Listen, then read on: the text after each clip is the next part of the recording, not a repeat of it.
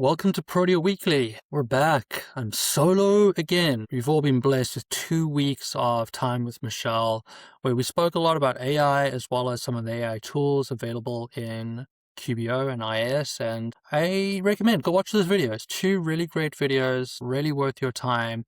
You'll learn a lot from them. This week, we're going to have a little change of pace. I released some content last week specifically around the new report that came out of the wine industry, the Innovint State of the Wine Industry Health report. Basically a survey of some of their clients just to see how they're doing. Very interesting read. Go check it out. If you're not in the wine space and you're just yet to learn, I still got something for you from this report. I dropped everything into ChatGPT and said, hey, give me some business guidance from this report.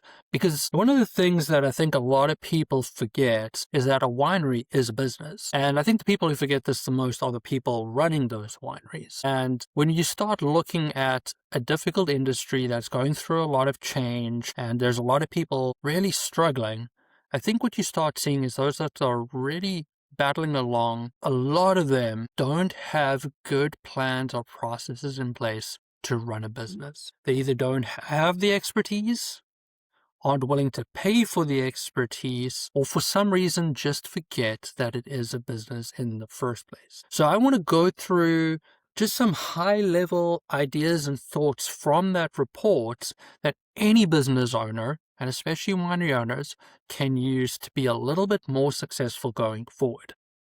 And I think the number one reasoning here, and we're seeing this a lot at the moment, because we hear wineries go, hey, we're doing some things to move some wine. We're increasing our sales. But it always comes with a but our cash flow isn't there, or we aren't profitable, or we're really just struggling. We feel like we're always, being throttled by the pressure. And the problem generally comes through is that if we're only focused on revenue, we only make decisions on revenue. And revenue is important, but profitability, how much you take home, cash in the bank, is even more important.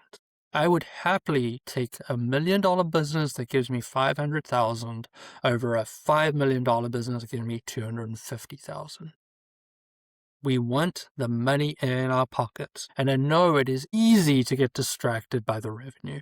And it's one of the reasons I like the wine industry, because we don't talk about revenue a lot. We talk about cases sold, and that's a measure of complexity and size. And that's because some cases could be sold for $10 a bottle, others could be sold for $200 a bottle. They're all selling the same number of cases, but the revenue and complexity becomes really, really different. Let's focus on growth of revenue, and let's focus on how do we have good, sustainable growth that protects or grows our profitability. So let's start making decisions about profitability rather than purely decisions on revenue. Not saying you totally ignore it. Sometimes you have to make some decisions. And when you're staying too long, let's just turn it into some cash flow. Yes, it's going to take a profitability hit, but it's worth it because I'm ridding of that inventory, I'm moving it along, and we can focus in on the stuff that's actually good for the business. Don't get stuck totally focusing on revenue all the time. On the other side of that, we can get sucked into revenue growth and forget about operational discipline.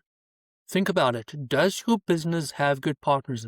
Do they have a good accounting resource? Do you have a good tax resource? Do you have a good attorney? Are you doing the things you need to do on a daily basis? Is somebody responsible for it and taking control of it? What are we doing day to day in our business to make sure it is operationally sound and functioning well? Great to focus on revenue. Go for it. But that is not the most important part of your business. Good structures and profitability will win out. And that rolls in again, even if your sales are flat, you could have a healthier business than your friend next door who's growing his revenue number. Again, because you're operationally disciplined and you're focusing on profitability, not just revenue growth.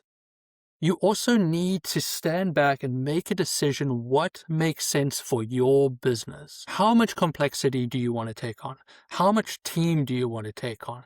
How much work do you want to do? How much cash and resources do you have to feed that working capital? I understand we all want to grow a wonderful business with the idea that some point in the future, somebody will pay us a lot of money to exit. I get it.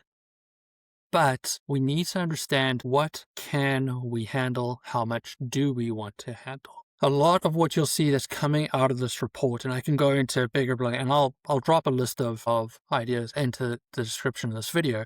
But what I want you all to focus in on right now, because I think too much, I see this in accounting all the time, I see this in small business all the time, and I definitely see in one, too much focus in on sales growth, not enough focus on profitability, not enough focus on cash flow, not enough focus on building a sustainable business that can operate without you as the business owner. This is what this winery report has just told me. The best businesses out there are the ones who are focusing on revenue, but are not consumed by revenue, but are rather consumed by cash flow and profitability, and making decisions to build a sound business that will be able to be successful even as the market goes up and down. Good, strong processes, good relationships, a good, strong team in place will always win out against the person who's just blindly running off to sales.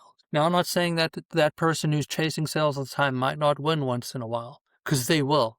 And there's some exceptional salespeople out there. But the general business owner, we need to focus on running a sound, operationally successful business, and we can chip away at our revenue goals year after year, building a business that can outlive recession. It is tough to run a business. I'm telling you, get your support team in place, hire great people, manage those relationships, and build long-term success. I know you can do it. Have a good week.